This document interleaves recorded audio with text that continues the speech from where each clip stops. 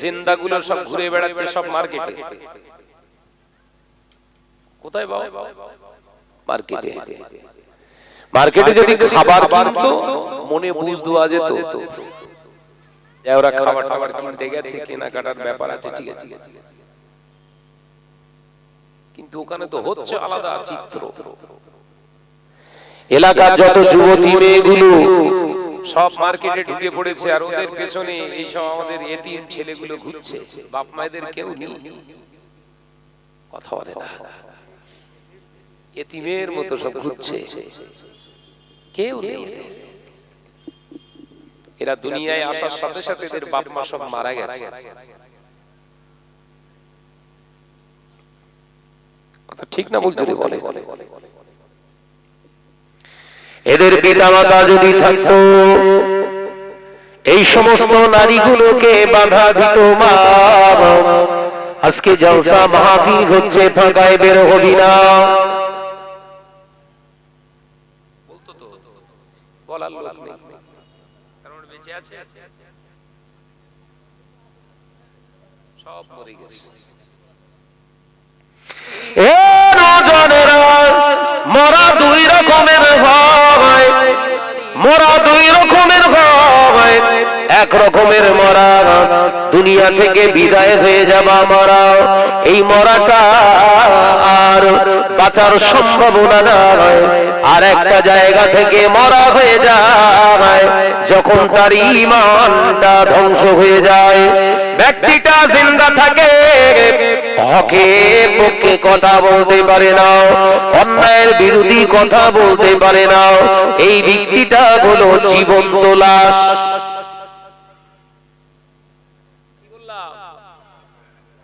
কথা বুঝতে পারছেন বাপ? ছেলেরা বেঁচে আছে,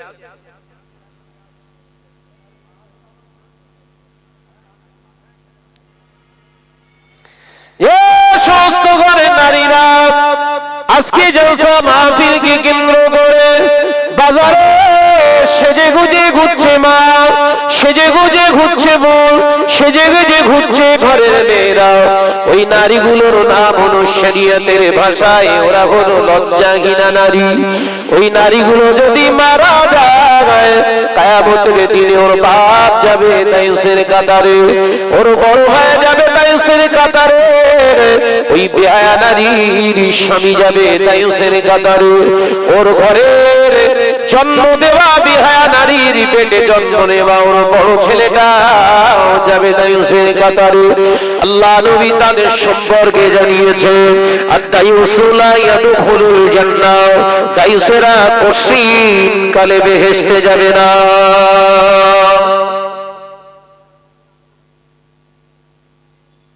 আমি তৈরি করে বলছি না হাদিসে আছে?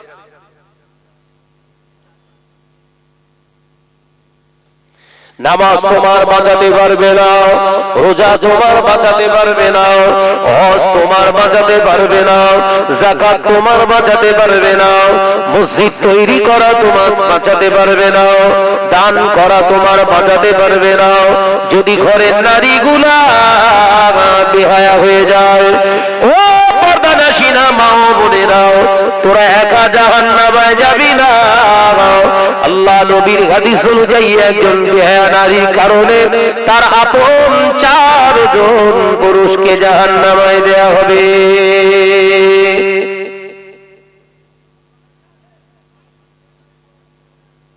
আমি কথাগুলো বলি তো খারাপ হয়ে গেছে সমাজে। সমাজে আমি সম্মান চাই না, সমাজে আমার দাওয়াতের প্রয়োজন নাই, সমাজে আমার নাম কামানোর দরকার নাই, সমাজে আমার নিজের প্রতিপত্তি বেড়ে যাক আমিও চাই না, কিন্তু যতক্ষণ আল্লাহ বাঁচিয়ে রাখবেন রাব্বি আল্লাহ সততার উপরে বাঁচিয়ে রাখুন, বলি আল্লাহুম্মা আমিন। 1 ঘন্টা হলেও 1 ঘন্টা হোক, এই কথা বলছেন না কেন? 100 বছরের শিয়াল কুকুরের জিন্দেগি থেকে 1 ঘন্টা সিংহের জিন্দেগি অনেক ভালো। কতটা চান? 100 বছর? 1 ঘন্টা ফারুকে আজম ওমরের মতো বাঁচতে চায়। একবার জোরে বলুন।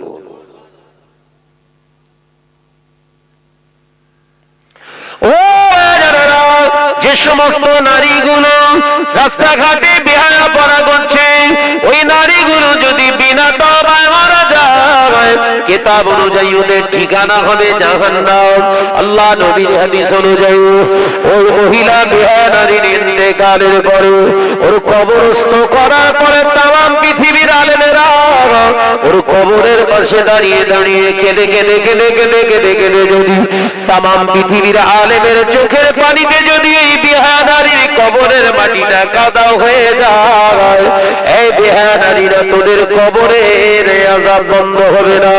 কাবা বাইতুল্লাহ শরীফের ইমাম যদি 14 জন ইমাম যদি তোর কবরের পাশে দাঁড়িয়ে দাঁড়িয়ে কেঁদে কেঁদে কেঁদে কেঁদে যদি বেহায়া নারীর কবরের মাটি যদি কাদা হয়ে যায়, বাইতুল্লাহ শরীফের ইমামের 14 জন ইমামের চোখের পানি শুকিয়ে গিয়ে যদি চোখেও ঘাও হয়ে যায়, ওদের কবরের আযাব বন্ধ হবে না। কারণ আল্লাহ নবী যেখানে বলেছে হবে না, তাম পৃথিবীর হুজুরের দুয়ায়ও কাজ হবে না। নবী বলে গেছে হবে না, আমরা হুজুররা যদি দোয়া চেয়ে মরেও যাই কাজ হবে? এ কথা বলে না। তাই এই কথা আমার না, আমার উপর রাগ টাগ করেন না, আমি পড়েছি বলবো। রাগ করলে কোরআন আর হাদিসের উপরে করো, আর কোরআন হাদিসের উপরে রাগ করে কবরে ঢোকো, ঠেলার নাম বাবাজি, আমসি বের করে ছেড়ে দেবেন তোমার। যে ছেলেগুলো রাস্তাঘাটে পরের মেয়ের পরের বইয়ের পিছনে পিছনে কুকুরের মতো ঘুরছে, ওই জন ছেলেগুলোকে গিয়ে জিজ্ঞাসা করো, জন ছেলে, ওই রকম একজন মা তোর বাড়িতে আছে, ওই রকম একজন মহিলা তোর বোন আছে, ওই রকম একজন মহিলা তোর ঘরের খালামা আছে, পরের মেয়ের দিকে খারাপ দৃষ্টিতে যেমন দৃষ্টিতে তাকাস, ওই দৃষ্টিটাকে তোর মায়ের দিকে তাকাতে পারবি? যদি তুই তাকাতে না পারিস, যদি তোর জন্য হারাম হয়, বেগানা নারীর দিকে চেয়ে থাকাটাও তোর জন্য হারাম। তৈরি করে বলছি, কথা বলে না, তৈরি করে বলছি। কিতাবের ভিতরে এসেছে হাদিস আগে মিশকাতুল মাসাহাবি বলে কি কিতাব পড়ানো হয় আলেম ফার্স্ট ইয়ারে। ও বাবাজি, পরিষ্কার ভাবে আল্লাহ নবী জানিয়েছে, একজন নারীর দিকে একজন পুরুষ একবারের বার দ্বিতীয়বার তাকাতে তার জন্য শরীয়ত অনুমোদন দেয় না। একজন নারী একজন পুরুষের দিকে একবারের বার দ্বিতীয়বার তাকানো হলো তা পুরুষের তাকানো নয়, ওটা হলো শয়তানের তাকানো। কার তাকানো? তাহলে বাজারে যে কড়া ঘুরতেছে এরা কারা? সব খাঁটি মুসলমান নাকি?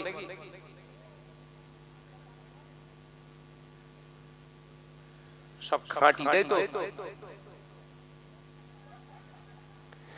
ও বাজারেরা, নওজওয়ানেরা, যুবকেরা, ছেলেরা, বাচ্চারা, ওই জন্য আল্লাহ কোরআন পাকের ভিতরে জানিয়েছে, ইয়া আইয়ুহাল্লাযীনা আমানু, হে আমার বিশ্বাসী সম্প্রদায় বান্দারা, উদখুলু ফিস-সিলমি কাফা, তোরা ইসলামের ভিতরে ঢুকে পড়, পরিপূর্ণ রূপে প্রবেশ কর। ওয়ালা তাত্তাবিউ, খবরদার ইত্তেবা করবি না, অনুসরণ করবি না খুতুওয়াতি শয়তান, বিতাড়িত পরাজয় ক্ষতিগ্রস্ত শয়তানের পথ তোরা অনুসরণ করিস না। ইন্নাহু লাকুম আদুব্বুম মুবিন, নিশ্চয় তোরা কামিয়াবি হতে পারবি না। ও বাবাজিরা, শয়তানের পথ অনুসরণ করা আমার আল্লাহ হারাম করে দিয়েছে, ওই জন্য এটা বেহেশতের টুকরা বলা হয়, আর ওই বাজারটা হলো জাহান্নামের টুকরা। এখানেই তো বিচার। দুটো জায়গা তৈরি হয়েছে আজকে, কথা বলে না। একটা বেহেশতে আর একটা জাহান্নামে। চুজ আপনার, পছন্দ আপনি করবেন কোনটা আপনার ভালো। কাউকে জাহান্নামে বলা লাগবে না, চুজ করছেন আপনি বাজার জাহান্নাম। আল্লাহ রাসূলের অপর হাদিসে এসেছে তাম পৃথিবীর সবথেকে জঘন্য নিকৃষ্টতম জায়গা হচ্ছে বাজার। কোথায় কোথায় জোরে বলেন। বাজার হলো তাম পৃথিবীর সবথেকে জঘন্যতম জায়গা, নিকৃষ্টতম।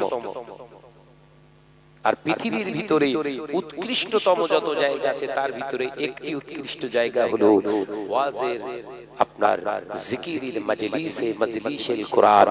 এই যে মাজলিসে কোরআন এবং হাদিসের কথা হয়, আল্লাহ জিকির হয়, নবীর উপরে জিকির হয়, এই মাজলিসটা পৃথিবীর শ্রেষ্ঠতম জায়গার ভিতরে একটি জায়গা। একবার জোরে বলুন, একবার জোরে হবে না? তাহলে এখন আমরা বসে আছি পৃথিবীর যত শ্রেষ্ঠ জায়গা আছে, শ্রেষ্ঠ জায়গার একটা জায়গা এটা। যতক্ষণ এখানে থাকবেন কোনো গুনাহ নেই। সুবহানাল্লাহ, জোরে হলো না? যতক্ষণ এখানে আল্লাহ পাক বসিয়ে রাখবেন গুনাহ ছাড়া, বরঞ্চ নেক আলেম সলিহিন আলেমদের চেহারার দিকে তাকিয়ে থাকবেন।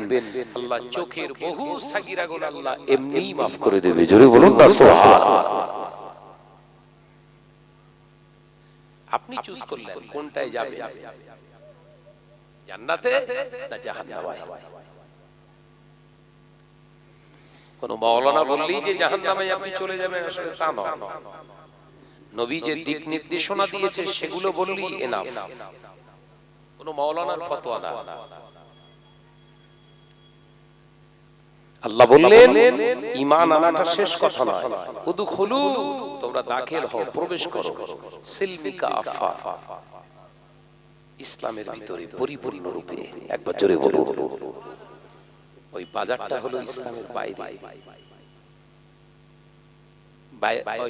ওই বাজারে যেতে পারেন, শর্ত হলো তিনটে। কটা? কথা বলেন না। তাহলে বাজার ঘাট করে কি করে খাবেন? খেতে হবে তো, বাজার করতে হবে তো। বাজারে আপনার জন্য যাওয়া জায়েজ, তিনটে শর্ত। কটা শর্ত? এক নাম্বার, বাজারে যাবেন মাথা নিচু করে। বাজারে যাবেন মাথা নিচু করে। যে মালটা কিনবেন সেই দোকানদারের সঙ্গে কথা বলবেন, যতটা কথা বললে আপনার প্রয়োজন মেটে। সুবহানাল্লাহ বলতে পারলেন না? কতক্ষণ? যতক্ষণ আপনার প্রয়োজন আছে আপনি ততক্ষণ ওইখানে অবস্থান করুন। যে দোকানের সামনে, দোকানদারের সঙ্গে কথা বলুন। তৃতীয় নাম্বার, ওই বাজারের ভিতরে গিয়ে কোনো ফাহিশা কাজ করা যাবে না। তার মানে মিথ্যে কথা, চটকদারি কথা, খারাপ জিনিস ওই বাজারের ভিতরে আপনি করতে পারবেন না। এই তিনটে শর্ত মেনে আপনি বাজারে যান। আর এই বাজারগুলো কি হচ্ছে? এই তিনটেই তো হচ্ছে, কথা বলে না। কেনাকাটা তো হচ্ছে না, বারবার ওই জিলিপির সামনে শুধু পেঁয়াজ মেরতেছে, ঘুরতে শুধু। জিলিপি হচ্ছে 2.5 প্যাসের, আর ওকে 7.5 প্যাস মেরতেছে। জিলিপি দেখতে পাইনি, কথা বলে না। ও রাজারা, নওজওয়ানেরা, যুবকেরা, ছেলেরা, বাচ্চারা, পর্দানশীরা, মুমিনেরা, আজকের ঘরের ছেলে মেয়েদের এইরকম ক্যারেক্টার হওয়ার কারণ অন্য কিছু নয়, সমাজ খারাপ নয়। সমাজ খারাপ হয় না বাবা, সমাজ খারাপ হয় না। সমাজের মানুষগুলো খারাপ হয়ে গেছি, সেই জন্য সমাজকে দোষ দিই আমরা। সমাজ খারাপ হয় না, কারণ মানুষকে নিয়ে সমাজ গঠিত হয়, সমাজকে নিয়ে মানুষ গঠিত হয় না, মানুষকে নিয়ে সমাজ গঠিত হয়। পর্দানশীরা মা ও বোনেরা, বোনেরা শুনে রেখে দে, মা জেনে রেখে দে, আল্লাহ নবী পাক জবানে জানিয়েছে একটা সন্তান ভালো হবে। আল্লাহ নবী জানিয়েছে একটা সন্তান ভালো সন্তান সুসন্তান হবার জন্য দায়ী থাকে, তার মায়ের অবদান থাকে শতকরা 80%। অর্থাৎ একটা ভালো সন্তান যদি হয়, ওই সন্তানটা ভালো হওয়ার পিছনে কারিগরি আছে, তার মায়ের অবদান 80%। একবার জোরে হবে না, একবার জোরে হবে না। কোন সন্তান যদি খারাপ হয়, ওর মায়ের অবদান আছে শতকরা 80%, 80%। সন্তান যদি খারাপ হয়, মা দায়ী থাকবে 80 ভাগ, আর 20% ভাগ ওর বাপকে দোষ দেওয়া হবে। সমাজ আবার কেউ খারাপ করতে পারে? কথা বলে না। সমাজ কাউকে খারাপ করতে পারে? মানুষকে নিয়ে তো সমাজ, আমরা সব দোষ দেই। কি কি খারাপ হয়ে গেছে? জোরে বলেন, জোরে বলেন। এই মদখোরের কথা, কোন সুস্থ বুদ্ধি সম্পন্ন ব্যক্তির কথা না। মাতাল মাতাল মানুষ যদি না থাকে, সমাজ কোত্থেকে এলো বাবা? এই পেছনে কারা কথা বলছে একবার দেখেন, দেখেন। হ্যাঁ, রান্নার গোষ্ঠী উদ্ধার করতে হচ্ছে।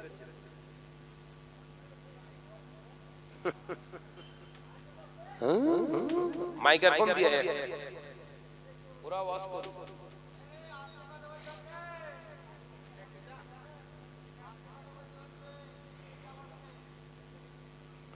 এটাও মাইক্রোফোন দেন। মজলিস চলছে পাশে, আর পেছনে ভক ভক ভক ভক করছে। দুটো জায়গা আপনাদের সবসময় দূরে করতে হবে মজলিস ছাড়া, রান্নার জায়গা আর মেয়ে ছেলের জায়গা। আলহামদুলিল্লাহ আমি এসে দেখলাম মহিলাদের জায়গা ঠিক জায়গায় আছে, কিন্তু রান্নার জায়গা ভুল জায়গা হয়ে গেছে বাবু। কারণ যতই বলিস না কেন, একটু পরেই আবার আওয়াজ দেবে, কথা বোঝে না। হ্যাঁ, পরিবেশ নষ্ট করে ফেলবে। আর আমার খাসলাত, আমি যখন ক্লাস করি পাশ থেকে কোনো শব্দ করলে হবে না।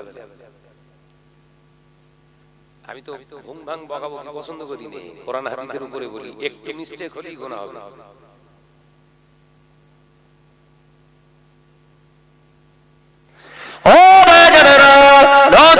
যুবকেরা, ছেলেরা, বাচ্চারা, পর্দানাশীরা, মা ও বোনেরা, তাই গাছ ভালো হওয়া লাগবে। গাছ যদি ভালো হয়, ফল ভালো হবে। জমিন যদি ভালো হয়, গাছ ভালো হবে। গাছ যদি ভালো হয়, চাষ ভালো হবে। ও বাবাজিরা, সোনার মানিকেরা, আল্লাহ নবী পাক জমানে জানিয়েছেন, ও আমার সাহাবীরা, আমি নবী জানিয়ে দিলাম। ওই জন্য সন্তান জন্ম নেবার সাথে সাথে মা বাপের উপরে 3টি কাজ ওয়াজিবি হয়ে যায়। জোরে বলুন সুবহানাল্লাহ, আর কি জোরে বলুন সুবহানাল্লাহ। সন্তান যদি ছেলে হয়, সন্তান যদি মেয়ে হয়, আল্লাহ নবী জানিয়ে দিলেন, 1 নাম্বার, যদি সন্তান ছেলে হয়, পুত্র সন্তান যদি হয়, বাবা সাহাবীরা, তোমাদের সামর্থ্য অনুযায়ী পারলে 2টি বকরি আকিকা করো, জবাই করে দাও। 7 দিন অথবা 21 দিনের ভিতরে 2টি বকরি কিনে জবাই করে দাও, ছাগল কিনে জবাই করে দাও। যেদিনে জবাই করবে সেদিন সুন্দর শরিয়ত সম্মত একটি নাম রেখে দাও। শরিয়ত সম্মত নাম রাখা মা বাপের জন্য হলো ওয়াজিব। জোরে বলুন সুবহানাল্লাহ। ওয়াজিব তরক করলে কি হয় বাপ? ওয়াজিব কেউ যদি ছেড়ে দেয় কি হবে? গুনাহ হবে বললে হবে না, কাবিরা গুনাহ হবে, বড় গুনাহ। কি গুনাহ? কাবিরা গুনাহ হবে। তাহলে খারাপ নাম রাখা কাবিরা গুনাহ। যেমন আমাদের ঘরের ছেলেদের নাম রেখেছে নন্টু, আমাদের ঘরের ছেলেদের নাম রেখেছে মন্টু, আমাদের ঘরের ছেলেদের নাম রেখেছে ঝন্টু, আমাদের ঘরের ছেলেদের নাম রেখেছে পিন্টু, আমাদের ঘরের ছেলেদের নাম রেখেছে ফটকা, আমাদের ঘরের ছেলেদের নাম রেখে দিয়েছে এমনি করে রনি, আমাদের ঘরের ছেলেদের নাম রেখেছে রাজু, আমাদের ঘরের ছেলেদের নাম রেখেছে রাজা। এগুলো সম্পূর্ণ শরিয়ত বিরোধী নাম। এই নাম ধরে যতবার যতজন ডাকবে একটি করে কাবিরা গোনা লেখা হয়। এরকম নামাজ তো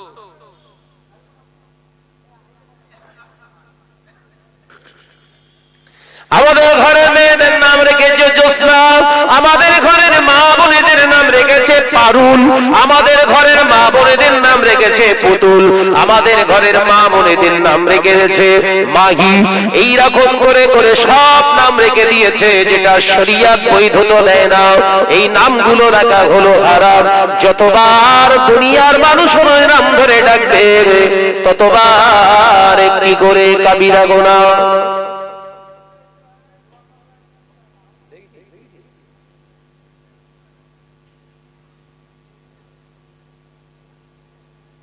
ওয়াজ মাথায় উঠবে না।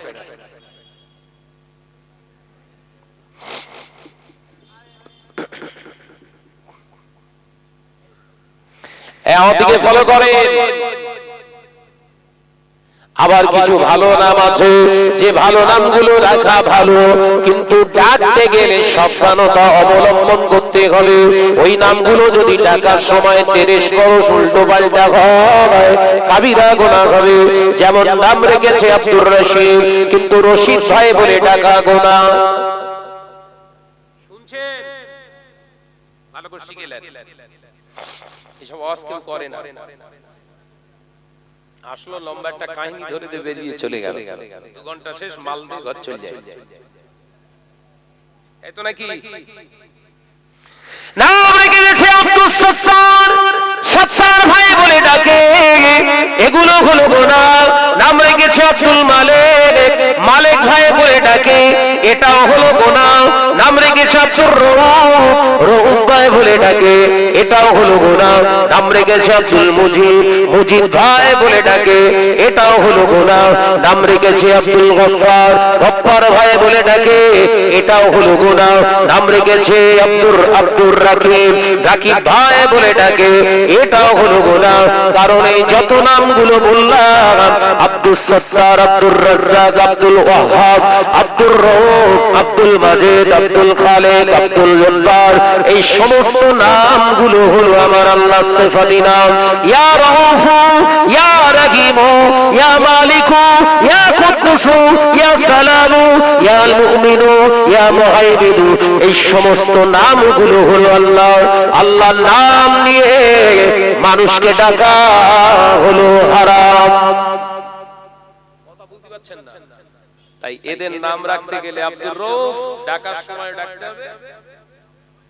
জোরে বলেন, জোরে বলেন। ওয়াজ বুঝতে পারছেন না? নাম রেখেছেন আব্দুল খালেক, ডাকার সময়ও এই খালেক ভাই, ইয়া খালিকু, আল্লাহর নাম। আল্লাহকে ভাই বলে ডাকা যায়? আল্লাহর নাম নিয়ে মশকরা করা যায়?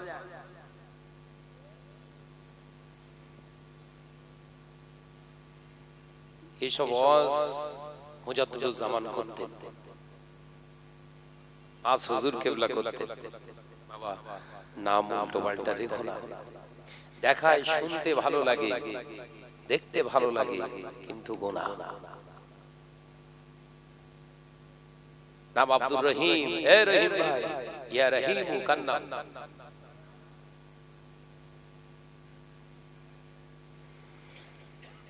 নাম রেখে দিলেই হবে। কবে সেই সিনেমা দেখেছিল বেদের মেয়ে জ্যোৎস্না, মেয়ের নাম রেখে জ্যোৎস্না। কবরে বাস পাবে না। কথা বলছেন না কেন?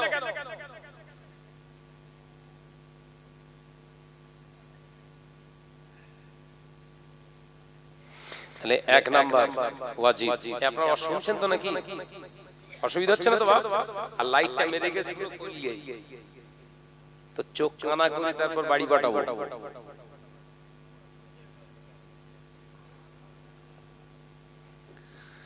তাহলে 1 নাম্বার ওয়াজিব। আর শুনছেন তো বাপ, হাদিস সম্মত কথা বলে যাচ্ছি, তৈরি করা টরা না। বাবাজিরা দাঁড়িয়ে রয়েছেন আর বাপ এসে বসে, তাকবীর দেন, নারায়ে তাকবীর, একটু বল বল জোরে, নারায়ে তাকবীর, আর জোরে হে নারায়ে তাকবীর।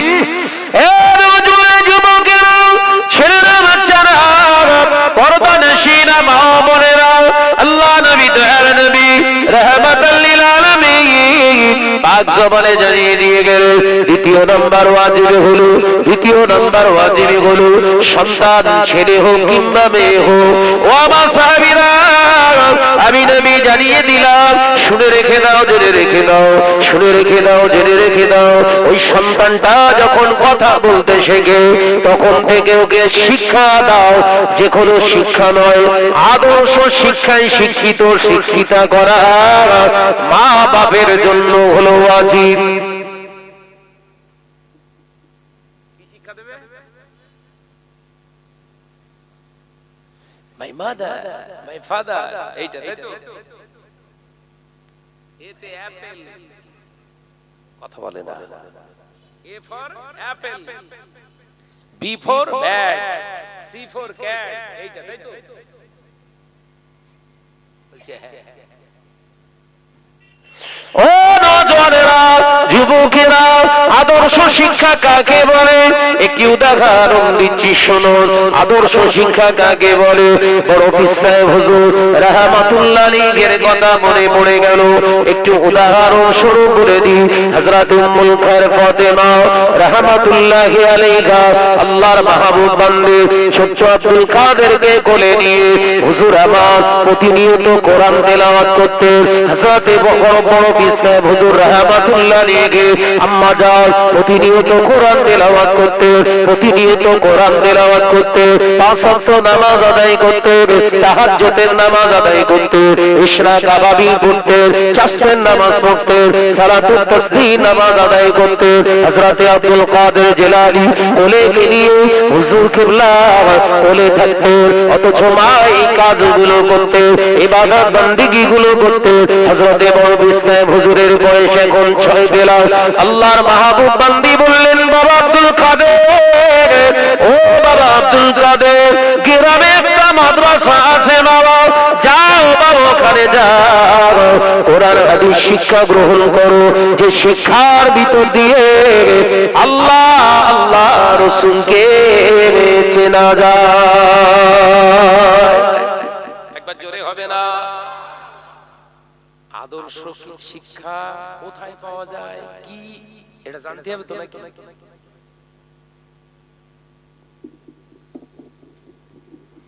আল্লাহর বান্দে হযরত আব্দুল কাদের জিলানী কে রাহমাতুল্লাহ আলাইহি বড় পীর সাহেব হুজুরকে একটা বগদাদি কায়দা ঠিক সাইডে একটি কাপড় দিয়ে বেঁধে দিয়েছে, বাবা যাও গ্রামে মাদ্রাসা সে চলে যাও। 6 বছরের বাচ্চা হযরত আব্দুল কাদের জিলানী রাহমাতুল্লাহ আলাইহি মাদ্রাসায় যাচ্ছে।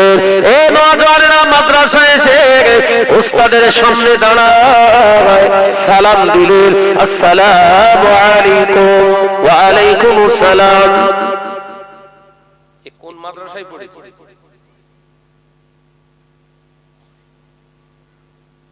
ওস্তাদদেরকে বড়দেরকে সালাম দিতে হয়, এই শিক্ষা আব্দুল কাদের জিলানী বড় পীর সাহেব হুজুর কোন মাদ্রাসায়? কোন মাদ্রাসায় পড়িনি তো। কোথা থেকে পেল? মায়ের পেট থেকে না, ওটা মিথ্যে কথা, মায়ের কোল থেকে। কথা বলে না, মায়ের কোথায়? কোল থেকে। ওই জন্য বিশ্বনবী হাদিসে বলেছেন, শিশু শিক্ষার ক্ষেত্রপট হলো মায়ের কোল। সুবহানাল্লাহ বলে। কই জোরে হলো? একটু আওয়াজ দে না রে মোর বাপ। এরম করলি কেতা বালি শান্তি বলবো, ঘু বলো।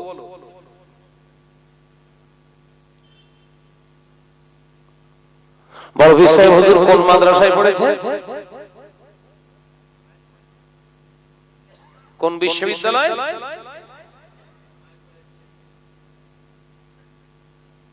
আর এই কোল এখন সব সিনেমা গান হাবি জাবি সব ভর্তি করে ফেলেছে। এখান থেকে কি তৈরি হবে বাপ? ওই বাজারই তৈরি হবে। কথা বলে না, রেগে যাচ্ছেন নাকি?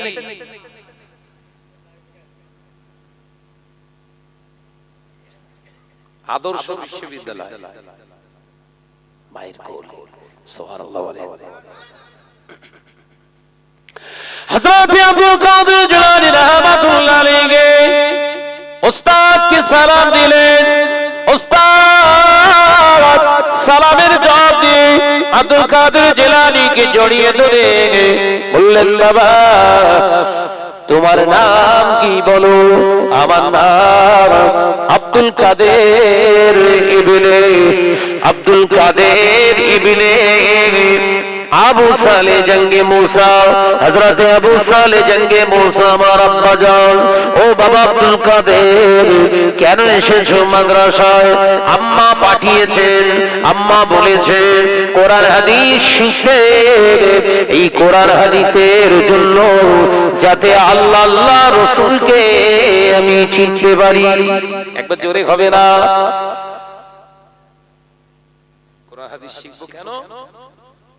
আল্লাহ আল্লাহ রাসূলকে যেন চিনতে পারি, আমার আম্মা পাঠিয়েছে। ও আচ্ছা আচ্ছা, বসো।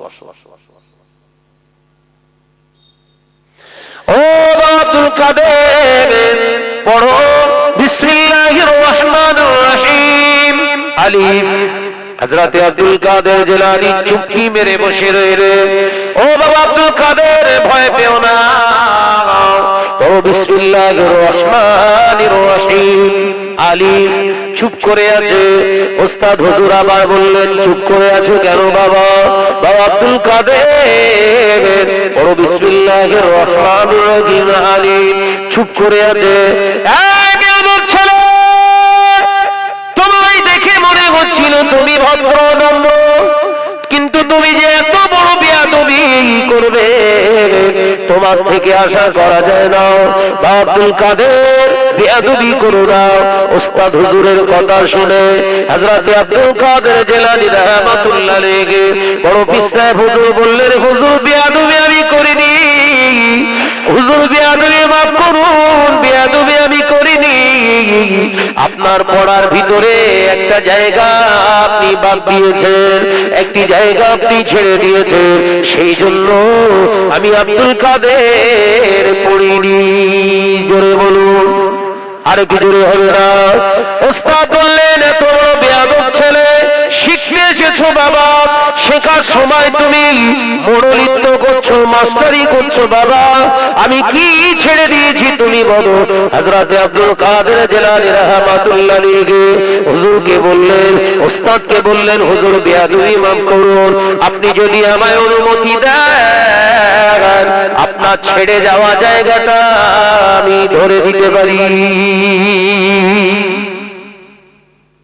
কোন বিশ্ববিদ্যালয় পড়েছে? ওস্তাদের ধরে দিচ্ছে, আর আমাদের আব্দুল কাদের দিল বডি ফেলে দেশ পুরো।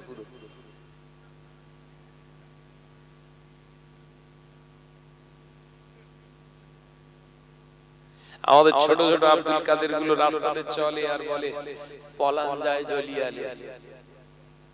6 বছরের আব্দুল কাদের পরাণ জ্বলে যাচ্ছে, তাহলে 16 বছরে কি করবে? হেরা কথা বলে না তো। ও কোন মাদ্রাসায় পড়েছো? রাগ করতেছিস বাপ? ও শিখেছ কোত্থেকে?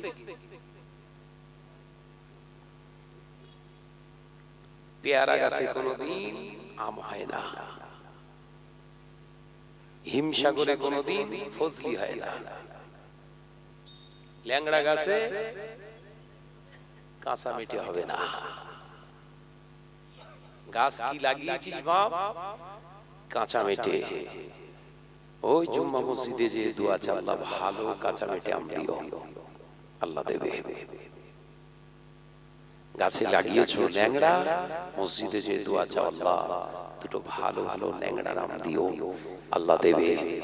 কিন্তু গাছ লাগিয়েছে ল্যাংড়া, আর পরের গাছের হিমসাগর দেখে আল্লাহর কাছে হাত চাইছো, আল্লাহ দুটো আমার হিমসাগর দিও, জুতো মাথায় পড়বে, কথা বলে না। ও বেজারা, নজনের যুবকেরা, ছেলেরা, বাচ্চারা, পর্দার শিরা মা বোনেরা, ওস্তাদ হুজুরকে বললেন, হুজুর আপনি অনুমতি দিলে তবে আপনারটা ধরিয়ে দিতে পারি। বলো বাবা, আব্দুল কাদের কি ছেড়ে গেছে? তুমি যদি ধরিয়ে না দিতে পারো তোমার পিঠ আজকে কিন্তু ফাটিয়ে ফেলবো। যে হুজুর বড় বলো, কি বলবে আমি কি ছেড়ে দিয়েছি? হযরত গাউসুল আযম বড় বিশ্বাস হুজুর বলতে লাগলেন, আউযু বিল্লাহি মিনাশ শাইতানির রাজীম, বিসমিল্লাহির রাহমানির রাহিম। আলিফ, একবার জোরে হবে না? একবার জোরে হবে না? আর একটু জোরে হবে না?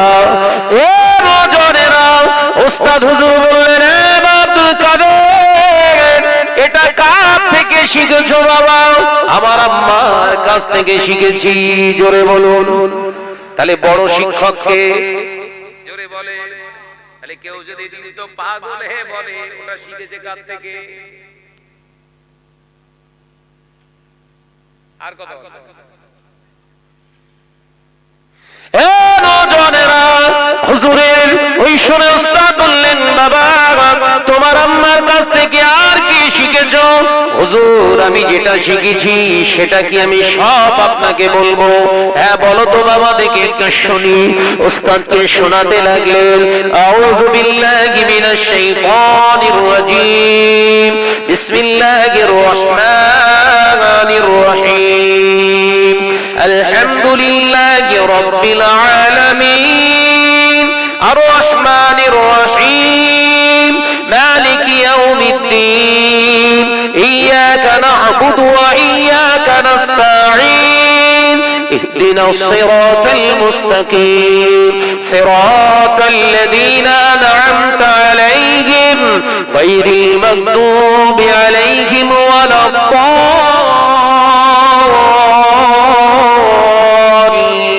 দাল্লিন। আমিন। বিসমিল্লাহির রহমানির রহিম, আলিফ লাম মিম, যালিকাল কিতাবু লা রাইবা ফীহি, হুদাল লিল মুত্তাকিন, আল্লাযীনা ইউমিনুনা বিল গায়বি ওয়া ইউকিমুনাস সালাতা ওয়া মিম্মা রাযাকনাহুম ইউনফিকুন। একটানা পড়ছে, পড়তে পড়তে পড়তে পড়তে এক জায়গায় 6 বছরের আব্দুল কাদের জিলানী হুজুর আমার রাহমাতুল্লাহ আলাইহি 18 পারা কোরআন শরীফ শুনিয়ে দিয়েছে। একবার জোরে হবে না? আর একটু জোরে হবে না? এ নজরে হযরত আব্দুল কাদের জিলানী রাহমাতুল্লাহ আলাইহি ওস্তাদ জড়িয়ে ধরে হাওমাও করে কাঁদছে। ও আব্দুল কাদের, আর পড়লে না কেন বাবা? হুজুর আমার আম্মা এই পর্যন্তই পড়তেন, আমার আম্মা এইখানেই ঢুকতেন, এইখানেই থামতেন, তাই আমি আব্দুল কাদের ওর থেকে বেশি জানি না।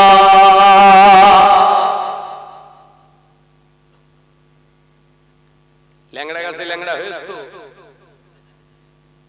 আদর্শ শিক্ষা বুঝতে পেরেছেন না? এখনো বোঝাতে পারলেন না? মাদ্রাসায় দিলে আদর্শ শিক্ষা হয় নাকি? বুঝতে পারিনি বোধহয়। মাদ্রাসা দিলেই হয় না? হাজার হাজার হাজার হাজার ছেলে মাদ্রাসায় পড়ে আবার বাড়ি এসে মাদ্রামো করছে, কথা বলে না। মাদ্রাসায় যতক্ষণ থাকে নামাজ পড়ে, বাড়ি আসি নামাজের ধার ধার। মাদ্রাসায় পাওয়া যাচ্ছে না, এই ধারণা ভুল। ওটা পুঁথিগত শিক্ষা, আদর্শ শিক্ষা পাওয়া যায় মায়ের কোলে। একবার জোরে বলে বলে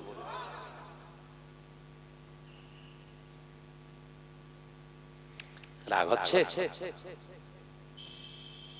হাদিস বোঝাচ্ছিলাম, বোঝাতে বলতে এদিকে এলুম একটুখানি বোঝানোর জন্য। শুধু আদর্শ শিক্ষা কোথায় পাওয়া যায় ওইটা শুধু একটু কাহিনী বলে দিয়ে বেরিয়ে গেছে। যুবকেরা, ছেলেরা, বাচ্চারা, পর্দারা, সিনেমা বোনেরা, হযরতে বড় পিসা হুজুর রাহমাতুল্লাহ আলাইহি উস্তাদ বুকে জড়িয়ে ধরে দুই গালে চুম্মা দিলেন। দুই গালে চুম্মা দিয়ে বললেন, বাবা আব্দুল কাদের, আমি তোমার উস্তাদ হবার যোগ্যতা আমার নয়, আমি তোমায় পড়াতে পারবো না আব্দুল কাদের, তুমি যাও বাবা, তোমার আম্মাকে যে বলো অন্য কোথাও তোমাকে ভর্তি করে দিতে, আমি তোমার উস্তাদ হওয়ার যোগ্যতা অর্জন করতে পারিনি। ও আব্দুল কাদের, বরঞ্চ তোমার আম্মাকে যে বলো আমার সালাম দিয়ে আজকে থেকে আব্দুল কাদের আমার ছাত্র নয়, বরঞ্চ আমি আব্দুল কাদেরের ছাত্র হয়ে গেলাম। গিয়েছিল শিখতে, শিখিয়ে ঘরে চলে এসেছে। কি আদর্শ শিক্ষায়!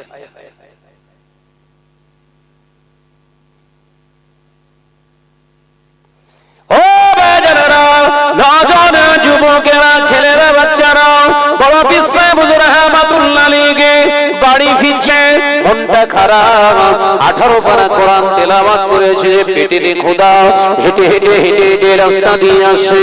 বাবাজি রাস্তার ধারে একটা আঞ্জির গাছ, আঞ্জির মানে যেটা তিন ফল বলি, ডুমুরের মতো অনেকটা দেখতে, মোটা মোটা, খেতে খুব সুস্বাদু এবং মিষ্টি, ভাঙলে ডুমুরের মতোই দানা দানা পাওয়া যায়, ওটাকে তিন ফল বলা হয়, কিন্তু আরব দুনিয়ায় ওটাকে আঞ্জির বলা হয়।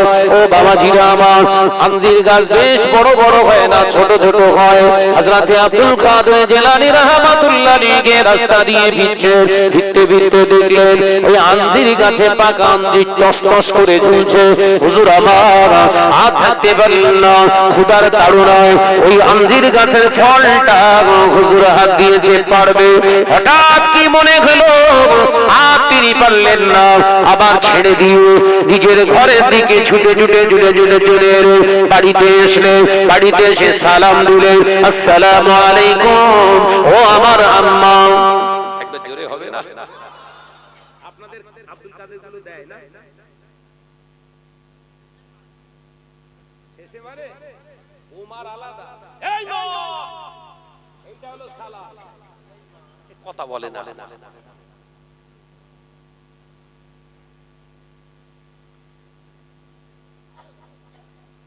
অসুবিধা, আমি ঠিক বলছি নাকি? ও বাজারেরা, নজন যুবকেরা, মিঠপাড়ার মুসলমানেরা, হযরতে আব্দুল কাদের জিলানী রাহমাতুল্লাহ আলাইহি আম্মাকে সালাম দিলে, আল্লাহ নবী পাক জবানে জানিয়ে দিলে, আসসালামু ক্বাবলাল কালাম, তোমরা আগে সালাম দাও তারপরে কথা বলো। হযরতে আব্দুল কাদের জিলানী রাহমাতুল্লাহ আলাইহি আম্মা জানে হাদিসটি শিক্ষা দিয়েছিলেন। ও আব্দুল কাদের, মানুষের সঙ্গে কথা বলার আগে সালাম দিতে হয়। একবার জোরে হবে না, আরে কি জোরে হবে না? এ নজনেরা, মুরব্বিয়ান গণেরা, ছেলেরা, বাচ্চারা, হযরতে বড় পিসা হুজুর আম্মা জানে সে জড়িয়ে ধরলেন, বাবা আব্দুল কাদের, ও বাবা আব্দুল কাদের, এত দেরি হলো কেন বাবা? আম্মা, ওস্তাদ আমায় রেখে দিয়েছিলেন, আমি ওস্তাদের কাছে গিয়েছিলাম, ওস্তাদের কাছে পৌঁছত বাবা। না আম্মা, আমি পড়িনি, বরঞ্চ ওস্তাদ ভুল করেছে সেটা শোধন করে দিয়ে এসেছি। একবার জোরে বলে, জোরে হবে না? ওস্তাদ ওস্তাদ তোমার পড়ায়নি বলে না, ওস্তাদ তো একটা ছেড়ে দিয়েছিল, সেটা আবার ধরে দিয়েছি আমি আবার। একবার জোরে বলবেন না? ছেলে যে 18 পারার হাফেজ, মাও জানে না, গাছ নিজেই জানে যে আমার ফল এত বড় হয়।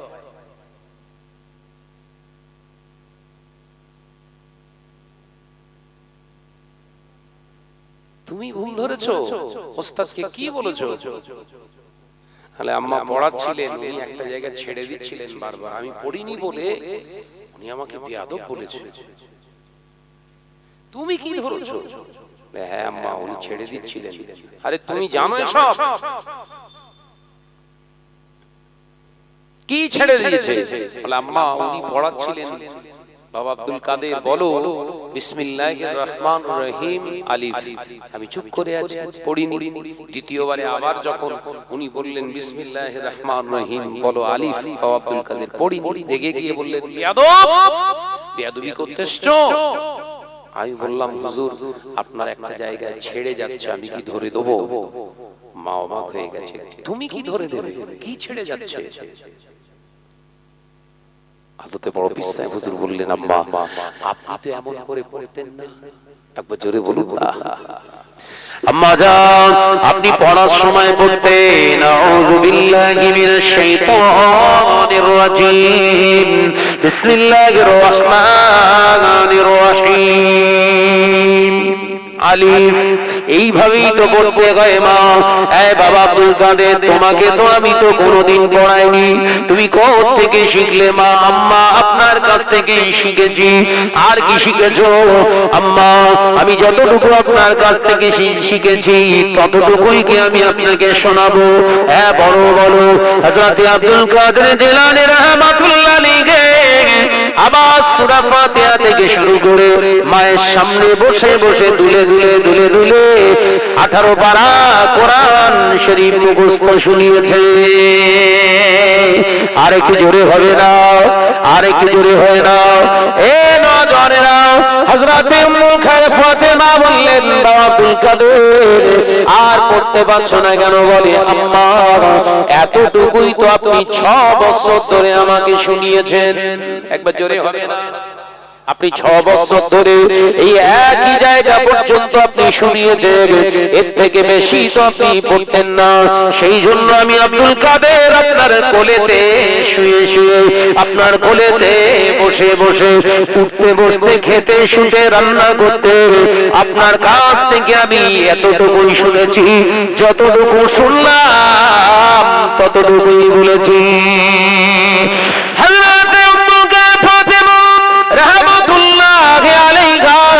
আসমানের দিকে হাত তুলে বললেন রব্বুল আলামিন তুমি আমায় মাফ করে দাও, তুমি আমায় ক্ষমা করে দাও।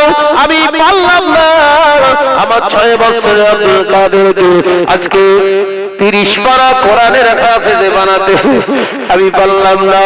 ও দোষ নয়, ওই দোষটা আমার। আমি 18 পারা না পড়ে যদি 30 পারা কমপ্লিট করে পড়তাম আজকে আমার আব্দুল কাদের 30 পারা হাফেজ হয়ে যেত। আল্লাহ আমি ওকে বঞ্চিত করেছি, তুমি করো না মাবুদ। তোমার দরবারে অশেষ ভান্ডার, অশেষ ভান্ডার থেকে তুমি মায়ের দোয়াটা কবুল করে নিও আল্লাহ। আমার আব্দুল কাদেরকে 30 পারার হাফেজ বানিয়ে নিও। মায়ের দোয়া আল্লাহ কবুল করে বড় পীর সাহেব হুজুরকে আল্লাহ 30 পারা হাফেজ বানিয়ে দিয়েছিলেন। এ নওজওয়ানেরা, হযরত আব্দুল কাদের জিলানী রাহমাতুল্লাহ আলাইহি বড় পীর সাহেব হুজুর আম্মা জানকে জড়িয়ে ধরে বললেন আম্মা আমি আপনার কাছ থেকে একটা জিনিস জিজ্ঞাসা করতে চাই, সত্য কথা আপনি বলবেন মা। আপনি বলুন আগে, আমার সঙ্গে কিছু লুকাবেন না। না বাবা আব্দুল কাদের আমি কিছুই লুকাবো না। কি বলো, বলতে হবে। আম্মা আপনি সত্যি করে বলুন, আপনি কি কারোর জিনিস খাবার উদ্দেশ্যে হাত দিয়ে ছুঁয়েছিলেন, খাননি? আপনি হাত দিয়ে ধরেছিলেন, খাননি? একবার দয়া করে বলুন। সত্য যদি না বলে আজকে থেকে আমি আর মাদ্রাসা মুখ হব না। আম্মা জান বললেন না বাবা আমি মনে করে দেখি। হযরত আব্দুল কাদের জিলানী রাহমাতুল্লাহ আলাইহি আম্মা জান উম্মুল খায়র ফাতেমা অনেকক্ষণ চুপ করে থেকে মাথা তুলে বললেন বাবা মনে এসেছে তুমি যখন আমার পেটে ছিলে 6 মাস যখন তোমার বয়স, ওই সময় মেয়েদের একটু আচার খাবার মন যায়, ওই সময় একটু মেয়েদের টক ঝাল খেতে ভালো লাগে।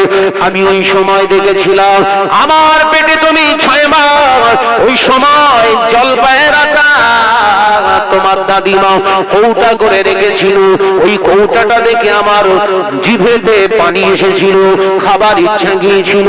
আমি ওই কৌটাটা ধরেছিলাম একটু খাবো বলে, কিন্তু বাবা আব্দুল কাদের হঠাৎ করে আমার মনে আসলো এই আচারের অরিজিনাল মালিক তো আমি না, তোমার দাদিমা। এই আচার যদি তানার না বলে খেয়ে নি, আমানতের খেয়ানত করা হবে, চুরি করা হবে, কিয়ামতের দিন ধরা পড়ে যাব। এই ভয়েতে আমি আচারের কোটা ছেড়ে দিয়ে তওবা করতে করতে ফিরে এসেছিলাম। হযরতে আব্দুল কাদের জিলানী মাকে জড়িয়ে ধরে দুই গালে চুম্মা দিয়ে বলেন, আম্মা আপনি যেটা বলেছেন অতি সত্য কথা। একবার জোরে হবে না? আমি সত্য কথা বলেছি, তুমি কি করে জানলে? কথা বলে না। আমি যে সত্য কথা বলেছি তুমি কি করে জানলে? বাবা আব্দুল কাদের আম্মা জানে আমি মাদ্রাসা থেকে ফিরে আসার সময় আমার খুব ক্ষুধা পেয়েছিল। আদর্শ শিক্ষা বোঝাচ্ছি, মাথায় ঢুকছে না। আমি মাদ্রাসা থেকে ফিরছিলাম, আর রাস্তার ধারে আঞ্জির পেকে টসটস, আঞ্জির পেকে টসটসে হয়ে আছে, ঝুলে আছে। আমি হাত দিয়ে পারছিলাম মা, হঠাৎ করে আপনার মতোই মনে এসেছে আমার, এই গাছ তো আমাদের না। একবার জোরে হবে না? এই গাছ তো আমাদের না, এই গাছের ফল পেড়ে খাওয়া পাপ হবে। আমি ছেড়ে দিয়ে চলে এসেছি মা। আল্লাহ যাকে বাঁচায়, মা এবং বাপের চরিত্রের ওসিলায় আল্লাহ তাকে বাঁচায়। একবার জোরে হবে না? আদর্শ শিখে বোঝা গেছে? পেটে বাচ্চা সিনেমা দেখছো? পেটে বাচ্চা নাটক দেখছো? খুব মজা লাগছে না? অবৈধভাবে মেয়েদের সঙ্গে কথা বলছো, ছেলেদের সঙ্গে কথা বলছো, খুব ভালো লাগছে না? তুমি কথা বলো আরো শোনে। ও তাহলে এইভাবে কথা বলতে হয়।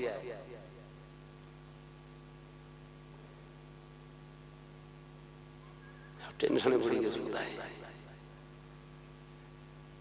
গাছ যদি ভালো হয়, জোরে বলে, ফল ভালো হবে। আর চাষি যদি ভালো হয়, চাষ ভালো হবে। চাষিকে ওর বাবা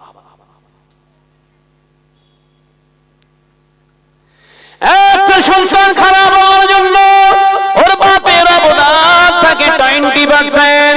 কিতাবের ভিতরে আছে ওর বাপ যদি অবৈধ পথ ইনকাম করে, শুধু খায়, লটারি কাটে, বেনামাজি হয়, যদি অবৈধ পথ ইনকাম করে ওর মাকে খেতে দেয়, ওর মায়ের যাতে যদি সন্তান হয়, ওই সন্তানটা খারাপ হওয়ার জন্য ওর বাপ হলো 100 ভাগের আপনার 20 ভাগ দায়ী।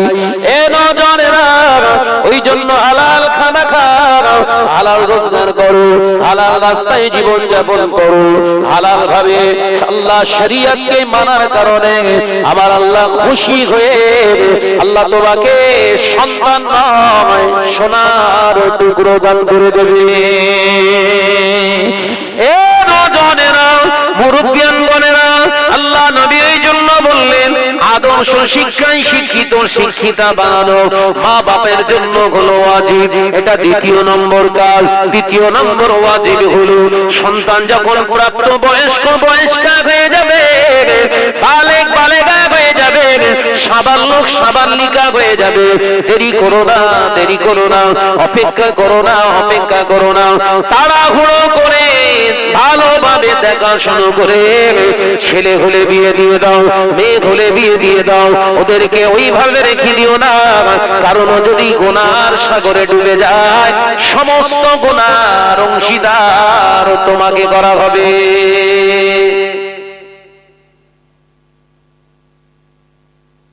আমি হাদিস বলছিলাম, বলতে বলতে একটুখানি বড় পীর সাহেব হুজুরের একটুখানি আদর্শটা একটুখানি তুলে ধরলাম, নাহলে আপনারা তো বুঝতে পারবেন না।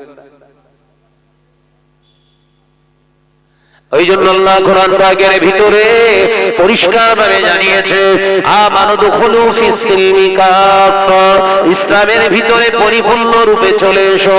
ইসলামের ভিতরে যদি তুমি পরিপূর্ণ রূপে চলে আসো, তোমার স্বামী আসে, ইসলামের ভিতরে তুমি তোমার স্বামী যদি চলে আসে, তুমি তোমার স্ত্রী যদি চলে এসে যায়, আমি আল্লাহ বলছি শয়তান পথভ্রষ্ট করতে পারবে না। আল্লাহ আমাদের বোঝার তৌফিক দেন, বলুন আমিন। একটু জোরে হবেন আল্লাহুম্মা আমিন। প্রাণ খুলে দুরূদ শরীফ আল্লাহুম্মা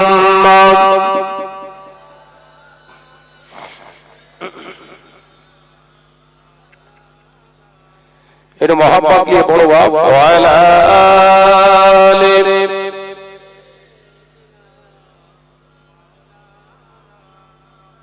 একটু আওয়াজ দিয়ে পড়ি আল্লাহুম্মা জোরে জোরে পড়ি সাল্লি আলা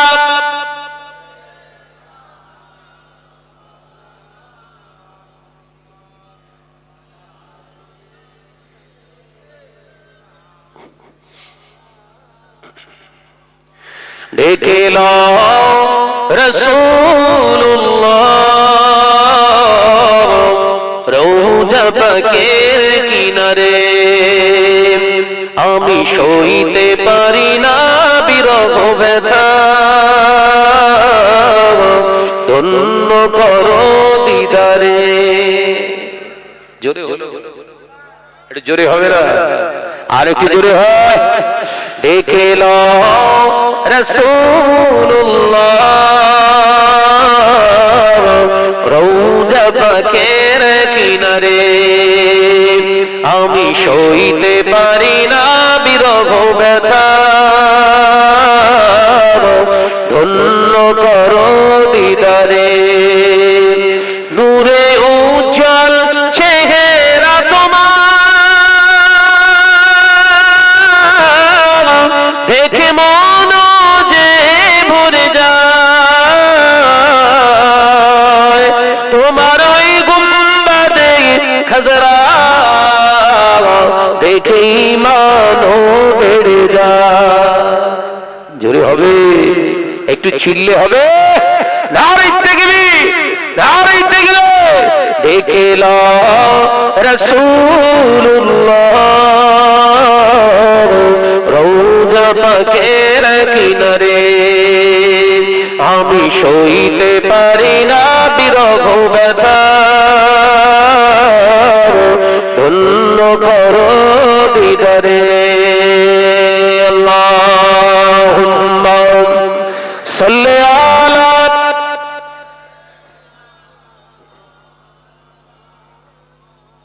মাশাআল্লাহ মাশাআল্লাহ আরেকটু জোরে ওয়ালা আলি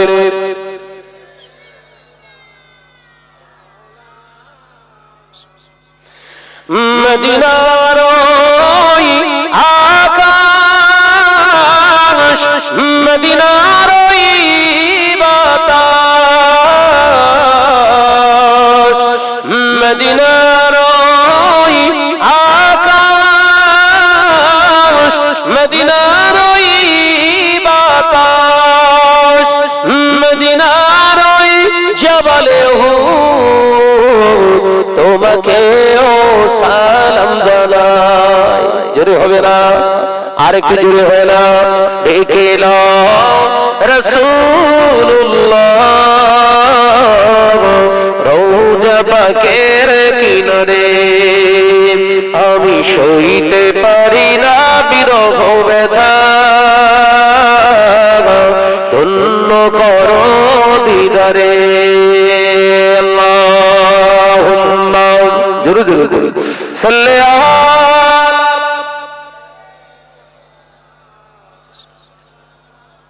মাশাআল্লাহ মাশাআল্লাহ আরেকটু জোরে ওয়ালা আলি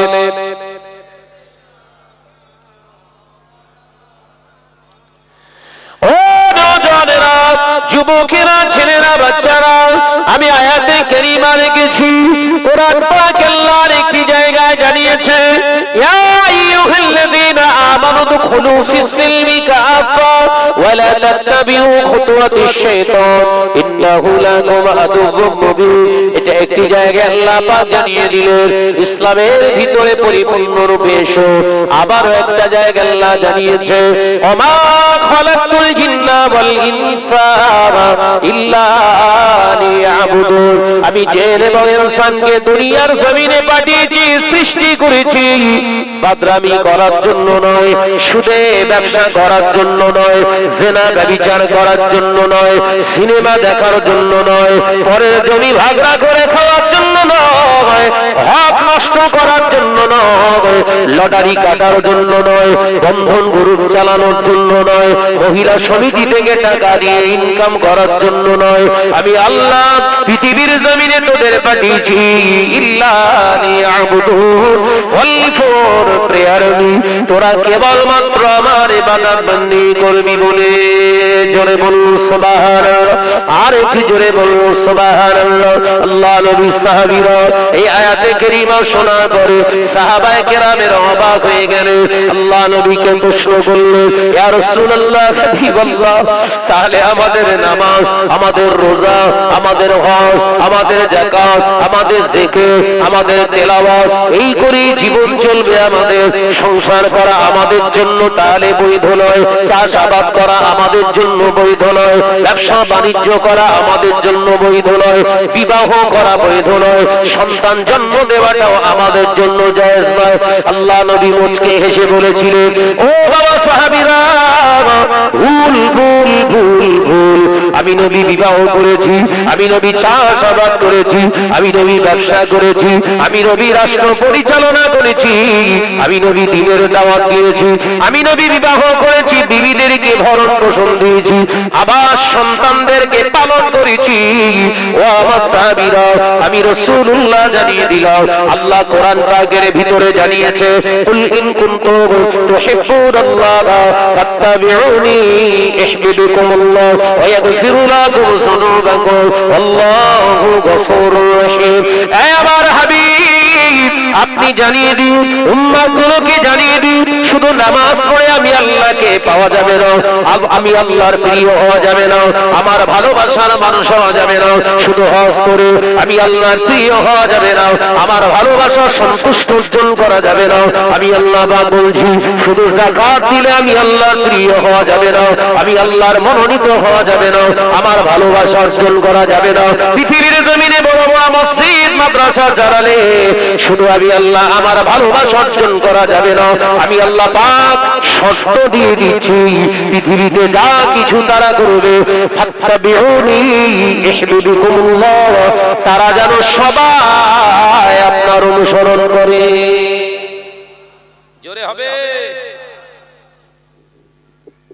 নামাজ পড়তে গেলে নবীর ইত্তেবা, রোজা করতে গেলে নবীর ইত্তেবা, হজ করতে গেলে নবীর ইত্তেবা, যাকাত দিতে গেলে নবীর ইত্তেবা, মসজিদ চালাতে গেলে নবীর ইত্তেবা, বিবাহ করতে গেলে নবীর ইত্তেবা, সন্তান পালন করতে গেলে নবীর ইত্তেবা, চাষাবাদ করতে গেলে নবীর ইত্তেবা, ব্যবসা করতে গেলে নবীর ইত্তেবা, টোটাল জিন্দেগিতে যা কিছু করবে হাবিবের ইত্তেবা করে করবে, তাহলে আমি আল্লাহ এই টোটাল কর্মযজ্ঞটাকে ইবাদত বলে গণ্য করব। সুবহানাল্লাহ। এখন আপনি ভাবছেন শাহনাজ ভাই যখন বলে গেছে তাহলে মারাত্মক ব্যবসায় ধরতে হবে, ব্যবসা করা মানে তো ইবাদত, বিজনেস করা বিরাট ইবাদত শাহনাজ ভাই বলে গেছে, তাহলে ব্যবসা করব, তাহলে গাঁজার ব্যবসা ধর, কথা বলে না, ও তো ব্যবসা কথা বলে না কেন? আচ্ছা ঠিক আছে, গাঁজার ব্যবসা করব না, থাকি যায়, কাজ করি, জমি বন্ধকে নিয়ে চাষটা করি, চাষ করাও তো শাহনাজ ভাই বলে গেল ইবাদত, কথা বলে না, বন্ধ গেলে তো নাকি না না, আমাদের মেটো পাড়ায় এইসব এরা সব ভালো,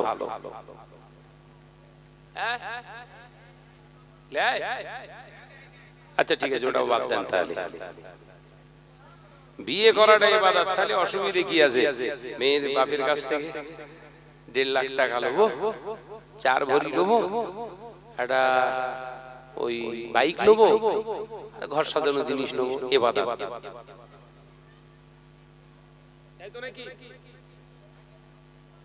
কবরে সেকেন্ডে সেকেন্ডে বাস পড়বে, মিনিটে মিনিটে না।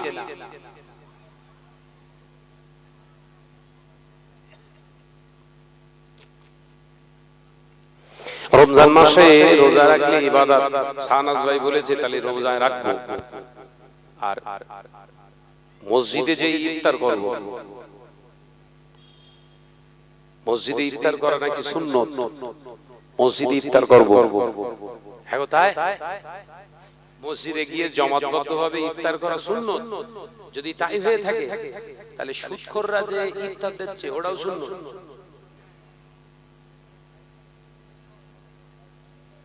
কোথায় ঘা পড়তে বুঝতে পেরেছেন? 14 ঘন্টা রোজা রেখে আর হারাম করে দেওয়া ইফতারটা যদি বিসমিল্লাহি ওয়ালা বারাকাতিল্লাহ বলে ঝাড়েন, এ 14 ঘন্টা আসে না গেছে? কি জ্বালা বলেন দিন, সব চুপ করে। অসুবিধা হচ্ছে বাপ?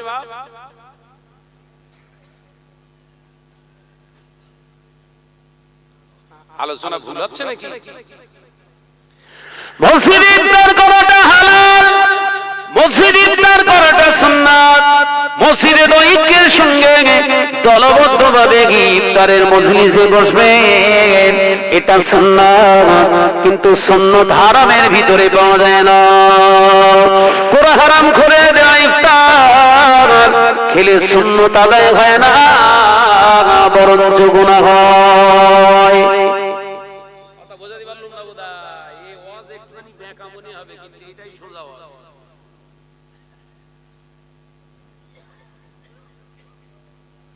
রমজান মাস আসলে ইফতারের লিস্ট, ইফতার পার্টি, ইফতার যারা দেবে সেই সব পার্টিদের নাম লেখা থাকে। 1 নম্বরে শাহনাজ, 2 নম্বরে রুহুল কুদ্দুস ভাই, 3 নম্বরে আব্দুল মুজিদ ভাই, 4 নম্বরে আব্দুল গফফার, 5 নম্বরে আব্দুল রহু, 6 নম্বরে বাবলু ভাই, 7 নম্বরে কেলু ভাই। সব দিয়ে দিল, খুঁজে খুঁজে পাওয়া গেল শাহনাজ ভাই 1 নম্বরে প্রথম দিন দেবে। শাহনাজ কি করে না, 3 বিঘে জমি বন্ধকে চাষ করে ও সবের আশায় মসজিদে ইফতার দিয়েছে। এইরকম লাল লম্বা লম্বা তরমুজের ফালি দিয়েছে, একটা করে আস্ত কলা দিয়েছে, কমলা লেবু একটা করে আস্ত দিয়েছে, আপনার 8টা 10টা করে আঙ্গুর দিয়েছে। আবার মদিনার, আপনার মদিনার এমনি করে বড় বড় মরিয়াম খেজুর দিয়েছে 2 পিস করে, কারণ ইফতারের সময় খোরমা খাওয়াও সুন্নাত, তাই সুন্নাত আদায়ের জন্য এগুলো দিয়েছে। ডালিম দিয়েছে, বেদানা দিয়েছে, আবার দিয়েছে শসা, তার সঙ্গে চপ মুড়ি হাবি জাবি যা কিছু দিয়েছে সব দিয়েছে। আবার ইফতারের পরে এক প্যাকেট করে আবার বিরিয়ানি ফ্রি। ইফতার দিচ্ছে কে? শাহনাজ ভাই। 3 বিঘে জমি বন্ধকে চাষ করে। চাচা দোয়া করার সময় সামনে বড় বড় তরমুজের ফালি দেখে সেগুলো একবার করে চোখ খুলে বলতে আল্লাহুম্মা আমিন, আমি তাড়াতাড়ি শেষ কর। লাল টকটকে তরমুজ মুখে দিয়ে বলছে, আল্লাহ এত মিষ্টি তরমুজ জীবনে খাইনি, বিসমিল্লাহে ওয়া আলা বারাকাতিল্লাহ। আবার হুজুর দোয়া শিখিয়ে দিচ্ছে, পড়ো বাবা, এমনি খেতে নেই, দোয়া পড়ে খেতে হয়, সুন্নাত দোয়া পড়তে হবে। আল্লাহুম্মা সামতু লাকা ওয়া তাওয়াক্কালতু আলা রিজকিকা ওয়া আফতারতু বিরহমাতিকা ইয়া আরহামার রাহিমিন। বিসমিল্লাহির রহমানির রহিম। ইফতার মুখে দিয়েছে, 14 ঘন্টা যেটা রোজা রেখেছে 1 খরমায় হাফিজ।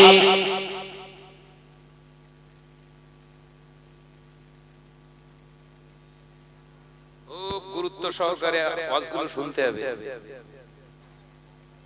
সব সময় মাথার ভিতরে রাখবেন, হালালে হয় ইবাদত, হারামে না। কথা বুঝতে পারছেন না নাকি?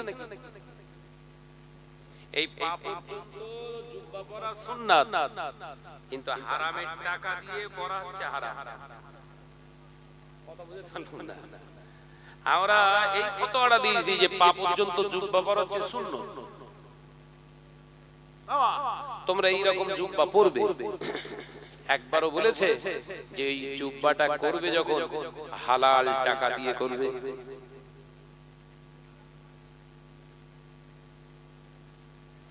আলোচনা অসুবিধা আছে?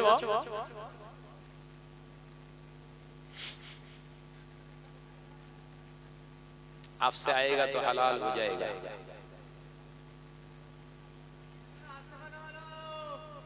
ও আর বললি হবে না, না বিরাট একটা ব্যাপার চলতেছে আজকে। আজকের একটা মক্ষম সুযোগ, কথা বুঝতে পারছেন না? আজকে চলে যাওয়া মানে আবার 1 বছর ঝুলে গেল। যা করতে হবে আজকেই করতে হবে।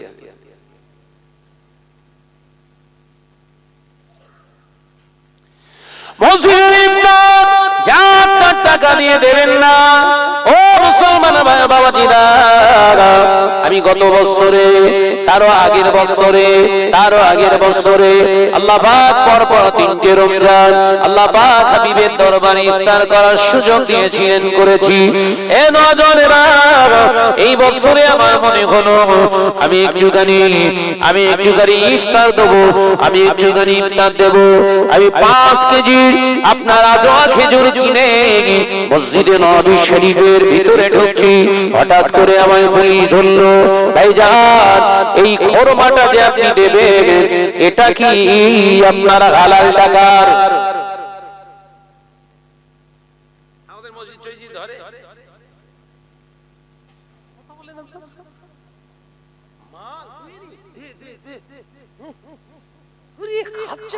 দিল খুশ হয়ে গেছে একদম।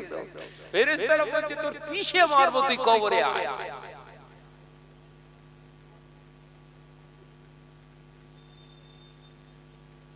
আমি যেই বললাম হালাল লা শাক্কা ফি, ইয়া আখি হালাল হালালান তাইয়্যিবা লা শাক্কা ফি, মাশাআল্লাহ, মাবরুর মাবরুর, মাশাআল্লাহ।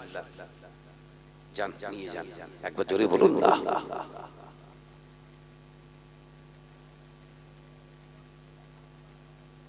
বুঝা যাচ্ছে?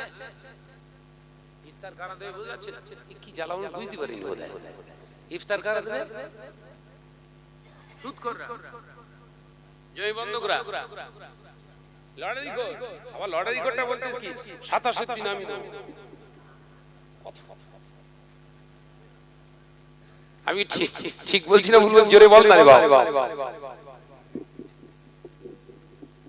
এলাকার টপ র্যাঙ্কের সুদখোর বলছে আমি 1 3 দিন দেবো। চাচা বলতেছে ও সুদ খায় কিন্তু ওর কলগে আসে। দেখেছেন আগুন কি করে লেগেছে? দেখেছেন কি বলছে? সুদ খেতে পারে কিন্তু ওর কলগে আসে।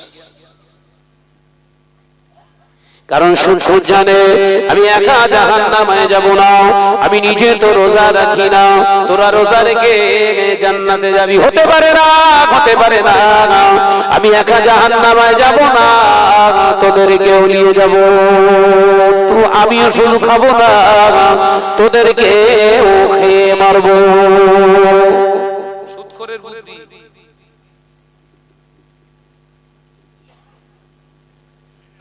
আমার যে কালকে আবার এরা সবরাসানি করবে, ধরা আদায়।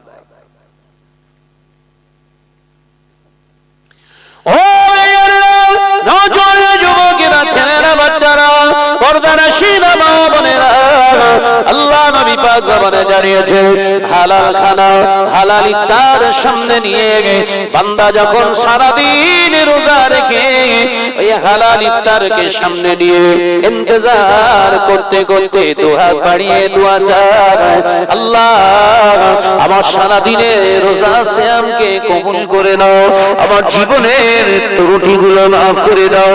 আল্লাহ নবী পাক জবানে জানায় ওই হালালের ওসিলায় বান্দার জীবনের পিছনের গুনাহকে আল্লাহ মাফ করে দেন। শুধু মাফ করে দেন না, আল্লাহ বান্দার ইফতার রোজাকে ওই হালালের ওসিলায় কবুল করে নেয়। কার টাকা ইফতার দেবে?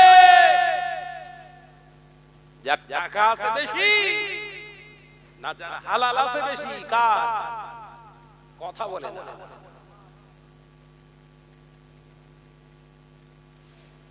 আমার একটু আওয়াজ ওই রকম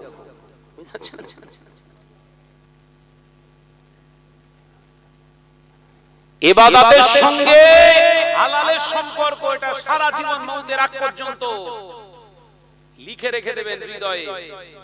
হালালের সঙ্গে ইবাদতের সম্পর্ক, হালালের সঙ্গে আল্লাহর সঙ্গে সম্পর্ক, হালালের সঙ্গে নবীর সঙ্গে সম্পর্ক, হালালের সঙ্গে জান্নাতের সম্পর্ক। অর্থাৎ হালাল নেই জান্নাত নেই, হালাল নেই ইবাদত নেই, হালাল নেই আল্লাহ নেই, হালাল নেই রাসূল নেই। হালাল আছে, জান্নাত আছে, রহমত আছে, নাজাত আছে। আল্লাহর রহমত শুধু নয়, আল্লাহ আপনার সঙ্গে আছে। একবার জোরে বলুন, একবার জোরে হবে না? দাওয়াত দিচ্ছে, হুরুকর সব দাওয়াত দিচ্ছ, ইফতার যাচ্ছ। শুকনো মুড়ি আগে দেখেছি আমাদের দাদু, আমাদের নানা নানি, আমাদের আব্বা কি পরিশ্রম করেছে। ইফতারের কিছু নেই, আম্মাকে বলেছে বাড়িতে করে দুটো চাল দিয়ে এসো। চাল, আমি কি মিথ্যে কথা বলছি? চাল দিয়ে এসো, একটু পানি দিয়ে ভিজিয়ে রাখো, ওইটা ইফতার করবে।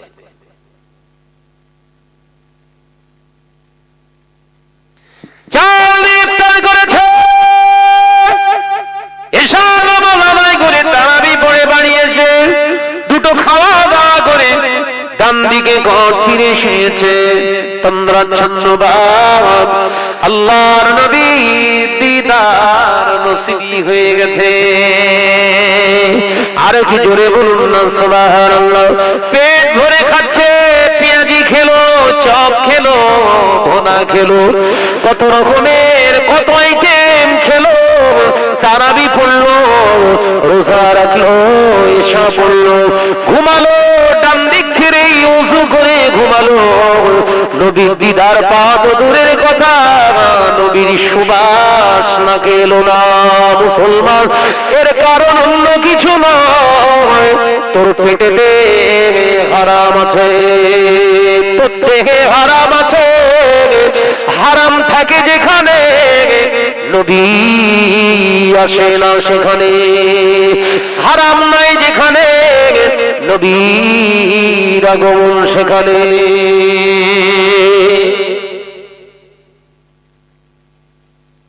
আপনাদের কষ্ট হচ্ছে বাপ, অসুবিধা হচ্ছে? ছোট্ট ছোট্ট করে কথাগুলো বলে যাচ্ছে। নামাজ বললে নামাজ নয়, ঈমান থাকতে হবে। শরীয়তের প্রথম শর্ত হলো ঈমান। ইবাদত করলে ইবাদত নয়, নামাজ বললে নামাজ নয়, রোজা বললে রোজা নয়, হজ বললে হজ নয়, যাকাত বললে যাকাত নয়। ক্লিয়ার হয়ে যান বাবাজি।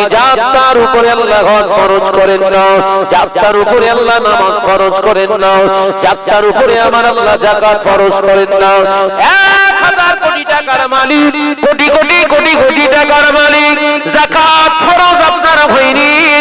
কারণ ওই কোটি কোটি হাজার কোটি টাকার মালিক হতে পারে অবৈধ পন্থায় রোজগার করেছে, হারামের উপরে কোনো যাকাত নাই। হারাম টাকা 1 কোটি টাকার মালিক, এখনো তোর হজ ফরজ হয়নি মিয়া। 1 কোটি টাকা তোর অ্যাসেট আছে, হারাম টাকা। ওই টাকা দিয়ে কুরবানি করা তোর জন্য জায়েজ নয়। শরিয়াত ওর বাবার তৈরি করা সম্পত্তি না, যা ফেলে দাও।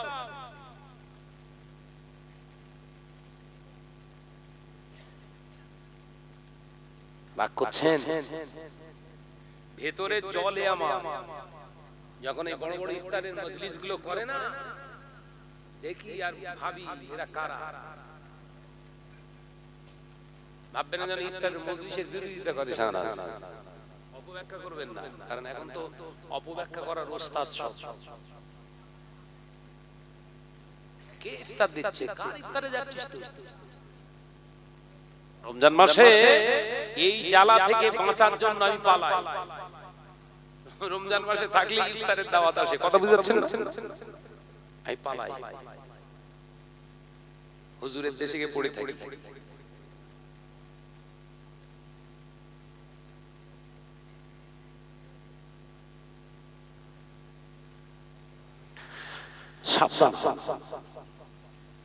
আল্লাহ নবী পাক সবারে জানিয়েছেন লাহমুন হারামা লা ইয়াদখুলুল জান্নাহ।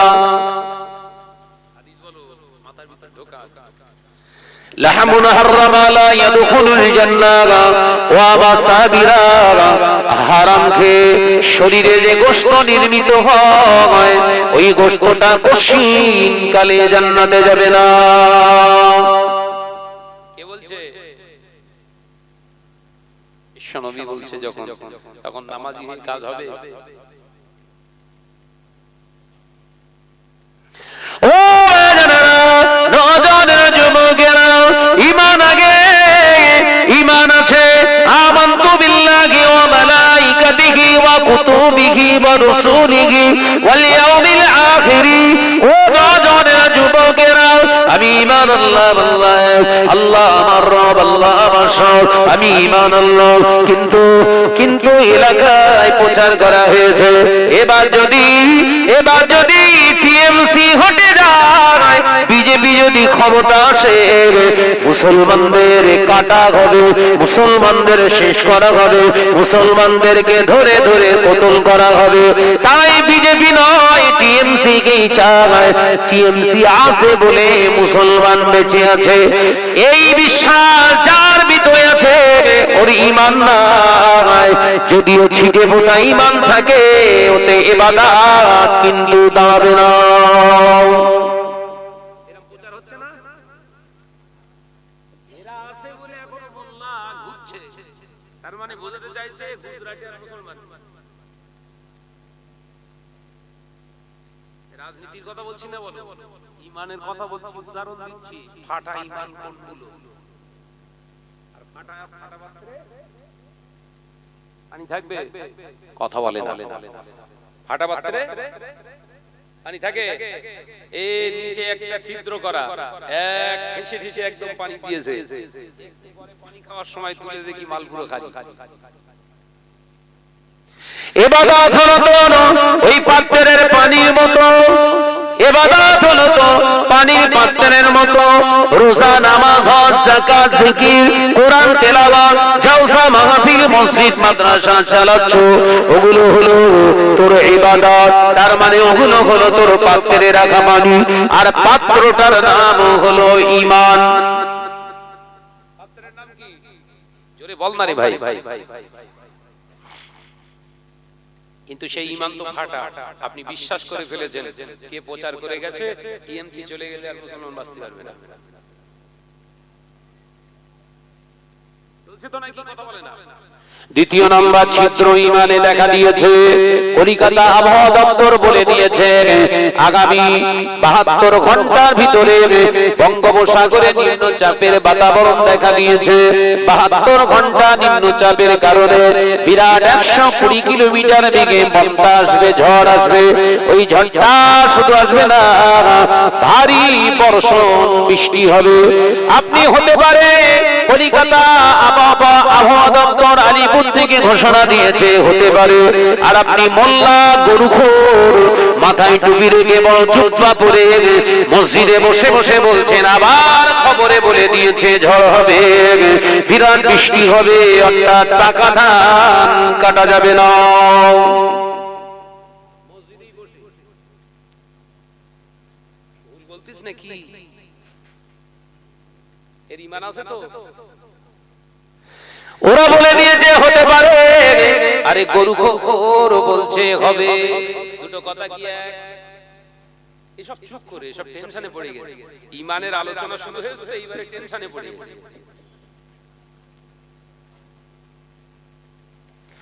এ নওজওয়ানেরা, যুবকেরা, 3 নম্বর ফাটা ঈমান। কি ঈমান? 3 নম্বর ফাটা ঈমান, ছিদ্র ঈমান কোনটা? হঠাৎ করে শরীর অসুস্থ হয়ে গিয়েছে, এখান থেকে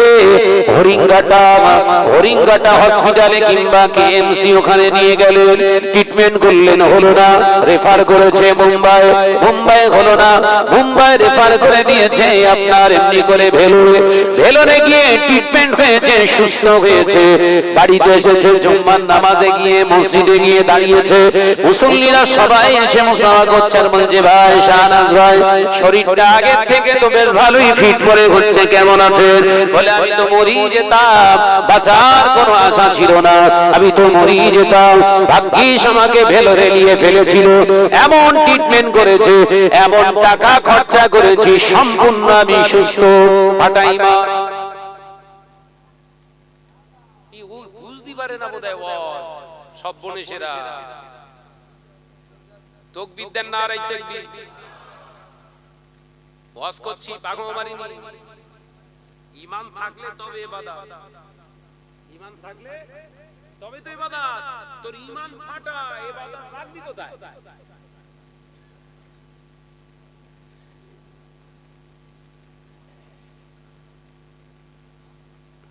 ও রাজানেরা, নওজওয়ানেরা, যুবকেরা, তাহলে ফাটা এই ছিদ্র নয়, এইরকম ফাটা ঈমান নয় যাদের, তাদের কথা হবে। রোদ বৃষ্টি ঝড় ঘূর্ণিঝড় টর্নেডো কি হবে না হবে আল্লাহ বেহেতার জানে। কলিকাতা আবহাওয়া দপ্তর বলতে পারে হতে পারে, আবার নাও হতে পারে, কারণ আল্লাহ তিনি মালিক। আল্লাহ যদি চায় হবে, আল্লাহ যদি না চায় হবে না। এটাই হলো পূর্ণ ইমানদারের কথা। এ নজরেরা, জমিনের মালিক আল্লাহ, হায়াতের মালিক আল্লাহ, রিজকের মালিক আল্লাহ, সম্মানের মালিক আল্লাহ, সবের মালিক যদি আল্লাহ হয়, এই বাংলার জমিনে কে থাকবে আর কে যাবে? দুনিয়ার কোন নেতা মন্ত্রী ঠিক করবে না, ওটা ঠিক করবে আমার আল্লাহ। জোরে বলুন সুবহানাল্লাহ। এ নজনেরা, যুবকেরা, ছেলেরা, বাচ্চারা, ইমান কংক্রিট ইমান কোনটা? কংক্রিট ইমান হলো না না না আমি অসুস্থ হয়েছিলাম, আল্লাহর পক্ষ থেকে অসুস্থ করা হয়েছে, আবার আল্লাহ চেয়েছে আমি সুস্থ হয়ে গিয়েছি। তবে যেখানে ট্রিটমেন্ট হয়েছে ভেলোরে, ভালো ট্রিটমেন্ট তারা দিয়েছে, আল্লাহ হয়তো এটাই আমার সুস্থ হবার ওসিলা বানিয়ে দিয়েছে। জোরে বলুন সুবহানাল্লাহ। এবার আপনি নামাজ পড়তে চাইলে আপনার নামাজ হবে না। শরীয়ত বলছে এবার আপনি শরীরটাকে পবিত্র করুন। একবার জোরে হবে না। তাহলে ঈমানটা সলিড দরকার। ইবাদতের প্রথম শর্ত হলো ঈমান সলিড।